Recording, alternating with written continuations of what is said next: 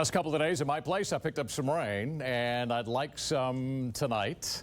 Although most of the rain is staying out there in Doña County west of Interstate 10 and 25, but you can see Doppler radar. Look at all the lightning strikes right here.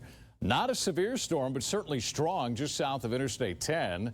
And, you know, we also talk about those outflow boundaries, those gust of winds that can typically come out of these thunderstorms. Well, there's one right here. You can kind of watch it here.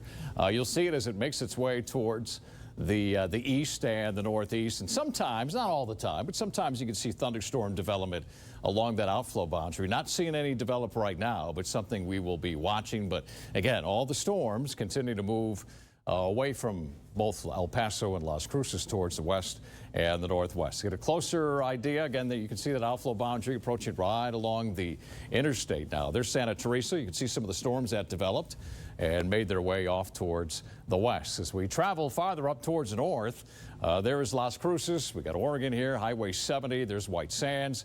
The storm's north of town. Quite a bit of lightning there, but they're showing some signs of weakening as we speak. Hatch, you guys are watching this storm here. If it continues to hold together, you guys could be impacted within the next 30 to 40 minutes up there. And then farther down towards the lower valley, you get around Fort Hancock, McNary. Might be tracking a few sprinkles, but nothing heavy at this point. All right, here's the setup for tomorrow. We'll have a chance for some thunderstorms for El Paso, Las Cruces, but the brunt of really where we could see the heavier rains out to the west of us. You get around Silver City, Columbus, Deming, out towards Phoenix, out towards Arizona, Tucson. So if you're going to be traveling in that direction, you could be running into some pretty heavy rain and might have to pull over to the side and let some of the heavier bands of rain begin to dissipate a little bit. Look at the temperatures. 60s up in Clowncroft. And Ruidoso, some rain cooled air. 85 Las Cruces. We're 88 out at the El Paso airport.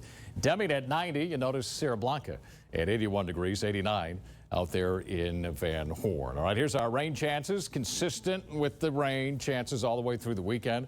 Early next week, anywhere from about a 30 to 40% chance. All right, here's a look at our latest Future Track computer model. 10 o'clock tonight. Clouds in place, certainly.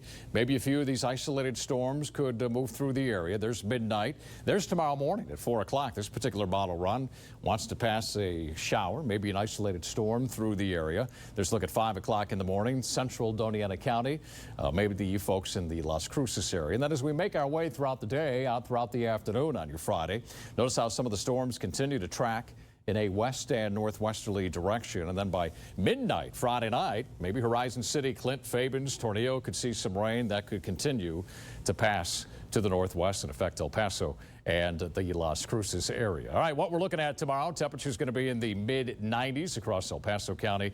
Throughout Doña County, we're looking at temperatures in the lower 90s. So 40% chance of storms, 73 will be the overnight low, and high temperature tomorrow going to be topping off at right around 93. We'll take a break, have a look at sports. It's all coming up next.